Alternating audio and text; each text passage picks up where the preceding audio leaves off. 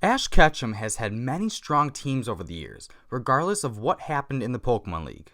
So today we'll be ranking all of Ash's teams and settle on which is the strongest.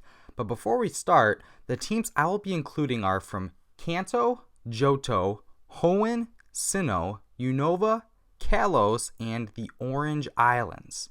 I'm not including the Battle Frontier team since Ash used so many members that he's trained over the years where it's obvious that that team really would be the strongest. But all other teams are fair game, so let's get into it.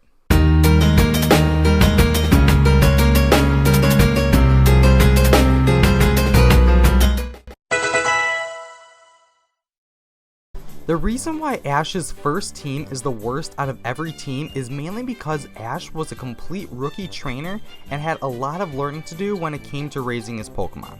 For example, Primeape and Charizard not listening to him during the entire Indigo League series. Ash didn't get the respect from Charizard because he really didn't accomplish anything substantial in Charizard's eyes. Ash was just an immature trainer, which is something to agree on if you've seen the first season of the anime.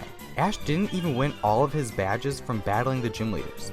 There were a good amount of Pokemon that didn't evolve to their final form either, so not getting the most out of the Pokemon he had hurt him a bit. Finishing top 16 in the Indigo League was the worst he's ever done, but understandable since it was his first time entering a Pokemon League, so lack of experience showed proving for Ash during his first run through the region. Johto was a bit of a transition period for Ash, with sending Charizard to the Charcific Valley and Squirtle returning to the Squirtle Squad and Bulbasaur being sent to Oak's lab to keep everything under control there. Ash had the difficulty of finding replacements for his well-developed Pokemon. I'd say each replacement was a downgrade by going from very powerful Charizard to his first stage Cyndaquil, a Bulbasaur that is probably the strongest Bulbasaur in the world with it refusing to evolve, to Bayleaf that is definitely strong but nothing to brag about, and a very experienced Squirtle to basically a new Squirtle of Johto, being Totodile. Noctowl became the new Pidgeotto, and Phanpy was a hatched Pokemon that takes a while to develop its strength. The strongest of the Johto Pokemon was Heracross, but it spent most of its time at Oak's lab annoying Bulbasaur the whole time. Heracross really showed its strength in the Pokemon League, and I'm sure if Ash could do it all over again, he'd spend a little bit more time working with Heracross in the Johto region. Overall, Ash's Johto squad is weaker than his Kanto squad, but Ash's experience as a trainer really came in handy, where I will give Johto Ash the edge over Kanto Ash due to the experience and strategies Johto Ash has learned to edge a stronger team, as we have seen before. Ash did finish top 8 in the tournament, but he did use his experienced Kanto Pokemon in the tournament to really give him an edge.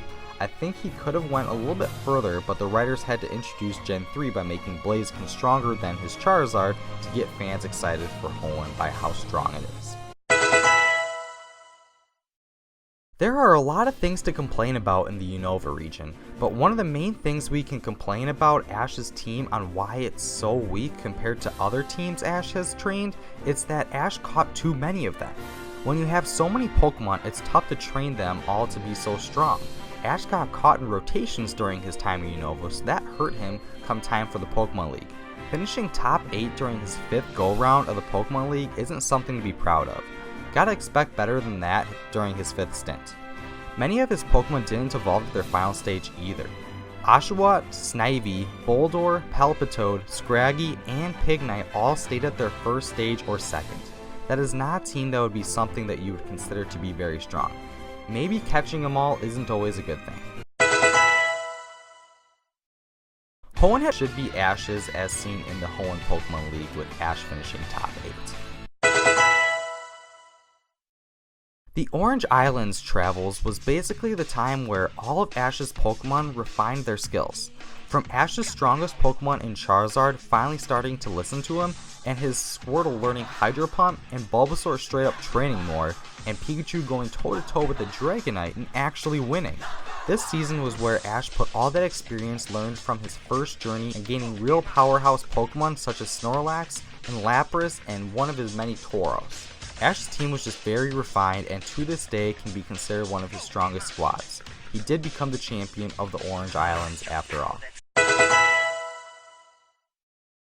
Sinnoh was the time where Ash Ketchum finally put it all together. He really invested in his Pokemon from gaining the power of a little abandoned Chimchar that evolved into an arguably one of Ash's strongest Pokemon, Infernape. He also fully evolved his Turtwig and had an extremely powerful Gliscor. Owning a Pokemon with Draco Meteor is something that definitely won't hurt your team, so props to Ash for that. His Pikachu is 4 generations in, while knowing the move Volt Tackle, and Weasel has always been a fighter, which is why Ash traded for it with Dawn. This team was almost unstoppable. The only thing that could stop it is a team with legendary Pokemon, and that's exactly what happened. Thanks, Pokemon Riders. Ash Ketchum seemed to really be invested in his team this go-round. His Greninja is something special, and that form change really gave Ash the edge and ability to compete against Mega Evolution. Goodra is a tank, and the first time Ash had fully evolved a pseudo-legendary Pokemon on his team, which is something to talk about. And why have one fully evolved Dragon-type Pokemon on our team when you can have 2? Noviern is a powerful Pokemon and extremely fast as well. Hawlucha will give you all of its energy every go-round, and we all know how strong Talonflame is if you've ever played against him in VGC.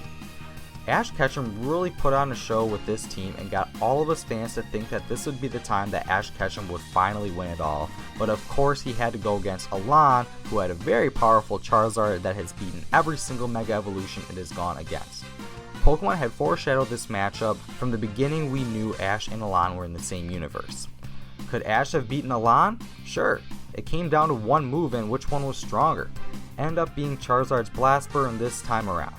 Writers decided to screw with our hearts to believe Ash might become a Pokemon Master, but deep down we knew that that wasn't going to happen. Now he's on to Alola, and we will see where that takes him. Well, that's it for the rankings, but do they compare to yours? Type your rankings of Ash's teams below if they're different than what I had, and explain why, because I'll be interested to hear.